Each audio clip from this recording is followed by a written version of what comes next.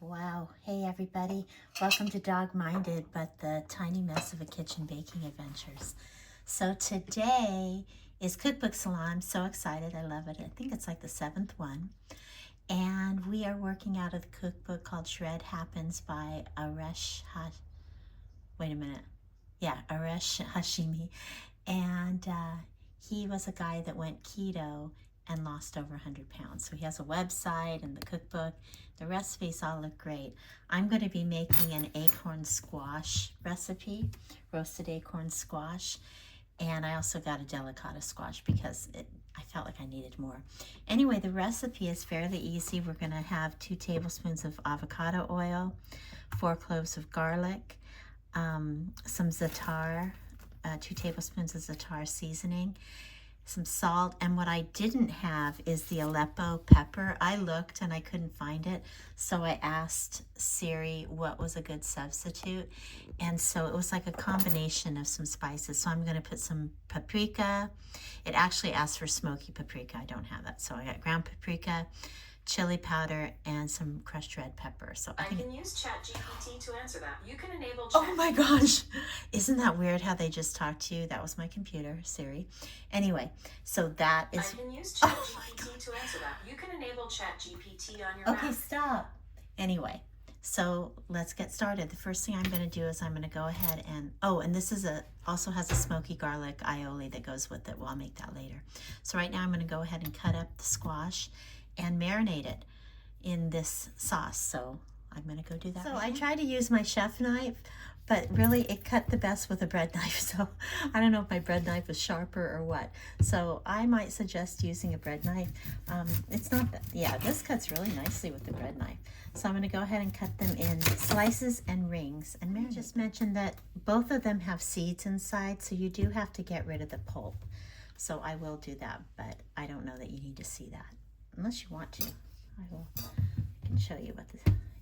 Yeah, people like get nervous about getting squashes or pumpkins, and really they're very easy to deal with. So I would recommend it because they taste super good. You know, typically when I am cooking in the kitchen, the dogs are underfoot, but it's almost like they know that it's savory and they're not even interested. It's like when I'm baking something or frying something, but right now they're just enjoying themselves sleeping, laying in the sun. It's kind of fun. I just want to add that if I were just serving a few people, I would leave them cut like this because it looks so pretty. But since it's a lot of people, I'm going to cut them in half. So prepared my baking sheet to put everything on. And now Melly has come in because he's like, what's happening? Yeah, I know. Say hi to everybody. So if you want to know what za'atar looks like, it looks like this. Looks like it's sesame seeds and a lot of other stuff. It smells good. So that was 2 tablespoons and kind of more because I just eyeballed it.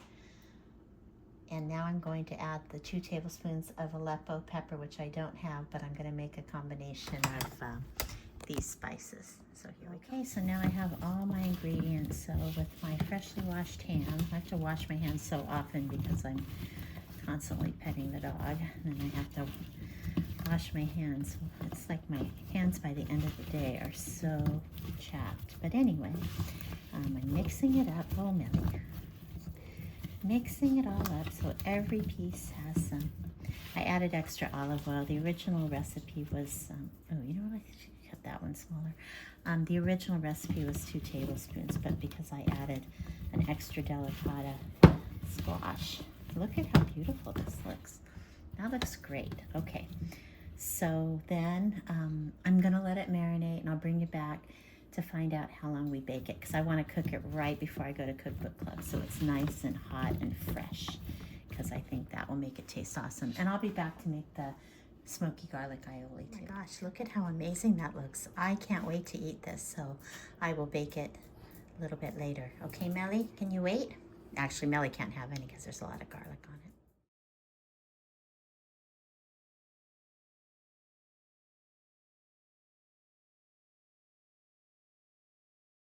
Okay, next up is making the smoky garlic aioli. So to make that, you need 2 tablespoons of mayonnaise, 1 tablespoon of yogurt, 2 cloves of garlic, 1 teaspoon of it's supposed to be smoky paprika, but I only have brown, so that's what it's got to be.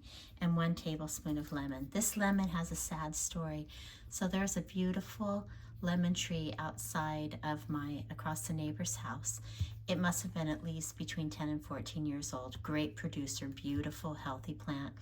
And someone chopped it down without permission, and all of us in the neighborhood are just devastated, absolutely devastated. So these are the last lemons from that tree before the massacre. Anyway, I'm going to put this together to make the sauce, or the dipping sauce for the acorn squash. So excited to eat this tonight at the number 7, the 7th cookbook. Here's what it looks like when it's all done. And let's give it a taste. Let's see how it tastes.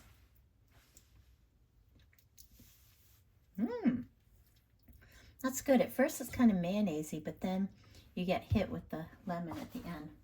I think what I'm going to do is maybe add some more seasonings to it. Because I think in a way, it might be a little dry. Let me get a clean spoon. I added some lemon. Maybe a little salt too. Look at me acting like I'm a chef. I'm not. I'm a baker. But I can tell it needs something. It needs something sharp. Like some kind of... Oh, that's good. Very good. Okay, we're ready for tonight. Well, I still have to bake everything, but all the extraneous things for this are done. Actually, I have to work on my citrus panettone that I'm bringing also.